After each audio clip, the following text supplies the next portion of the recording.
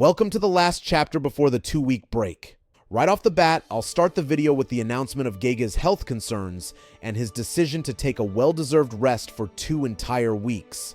Expect this review to be shorter than usual since this chapter has only about 7 pages.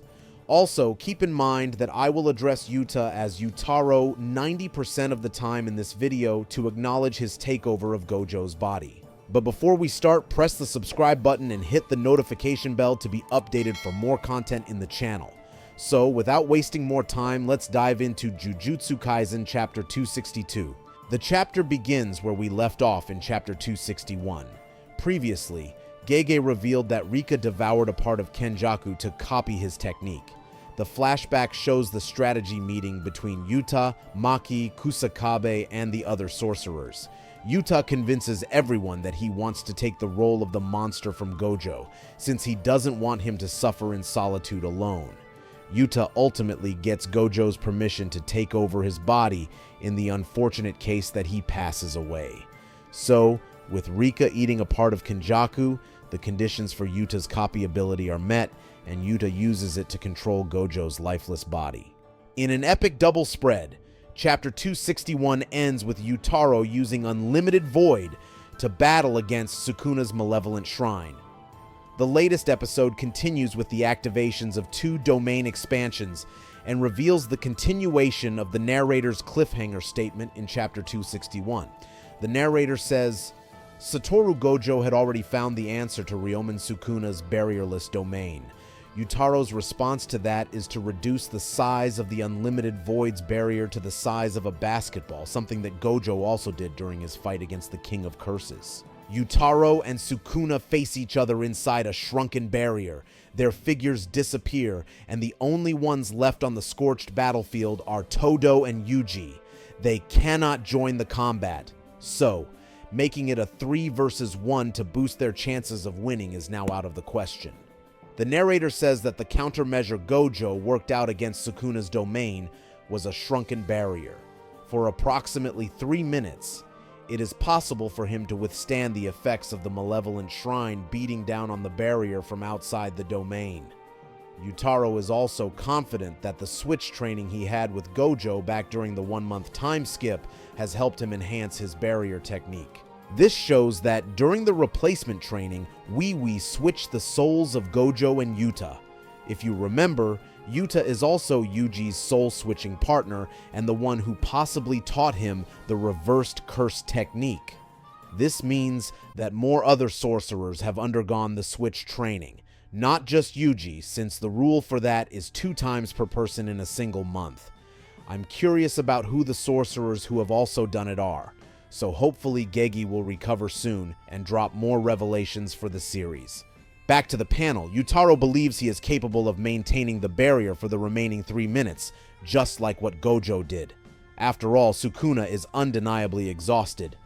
Despite having recovered a glimmer of his cursed energy, Sukuna still suffered from the curse technique burnout and the inability to heal his injuries. Of course, they are not enough to stop the King of Curses. In the next panel, the narrator says, Ryomen Sukuna, on the other hand, was able to rid himself of the previously imposed 99-second time limit by restricting Malevolent Shrine's effective range to only the outline of Akutsu's domain.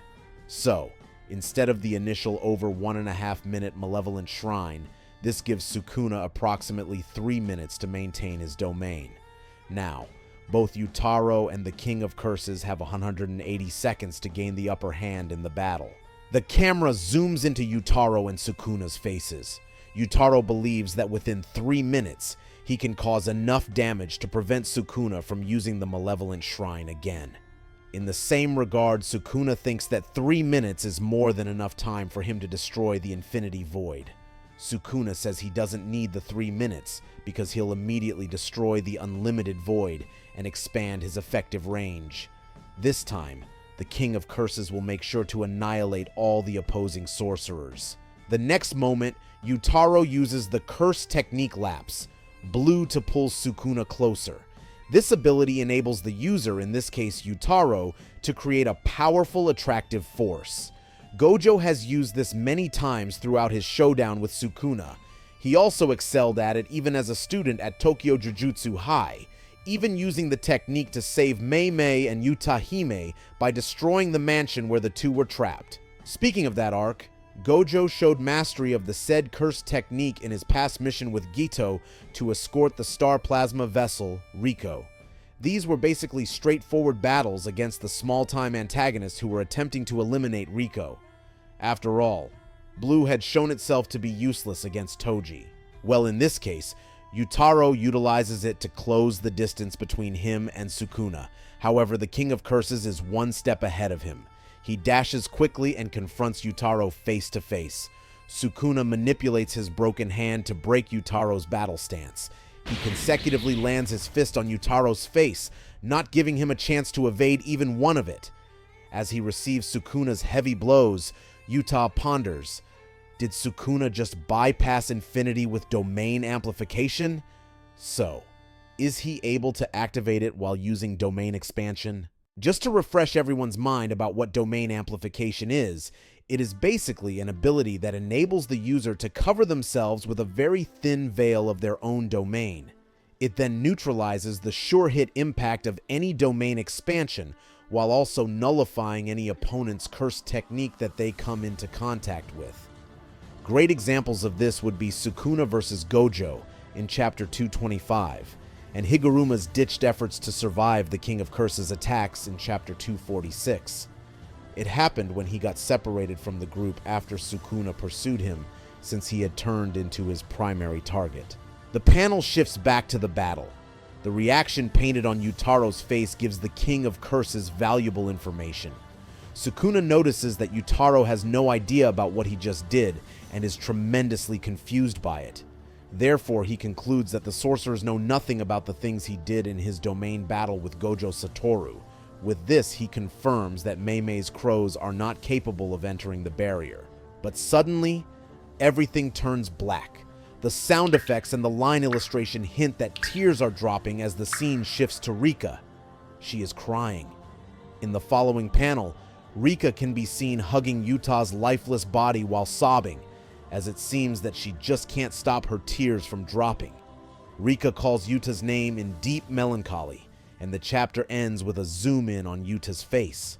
The editor comments at the last panel and says Rika fully manifested, however, and the sentence ends with a cliffhanger. Now I want to make something clear. The showdown between Yutaro is still going on, and the one you are seeing here is Yuta's original body. His soul is still within Gojo. Personally, I found the transition from the domain battle to this sad scene somewhat confusing. If you watched my spoiler coverage, I blatantly mentioned Yuta's death. That tragic development is still possible. So let's go back to the 3 possible futures Mei Mei told Yuta in Chapter 261. Basically, 2 of them say that Yuta will either immediately or eventually kick the bucket.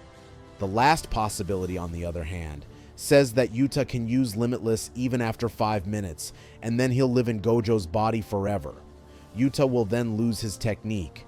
However, that future is only possible if Kenjaku's curse technique is a single activation. None of these options imply that Yuta can return to his original body alive, so maybe the reason why Rika is mourning is because she can no longer see the normal Yuta. Moreover, Yuta will be unable to use his copy curse technique anymore. That, or Rika is simply worried her loved one will perish in the process of fighting Sukuna, or the after effects of copying Kenjaku's technique and controlling Gojo's body. With that being said, I'm still curious as to what you think will happen to the fully manifested Queen of Curses now. Do you think she'll assist Yutaro in some way in defeating Sukuna? Let me know your thoughts in the comment section below. That is all for now, guys. Hit the like and subscribe button if you enjoyed our review of the latest Jujutsu Kaisen chapter. Definitely press that notification bell if you want to be updated for future content in the channel. We will start the long break now, but see you in the next video.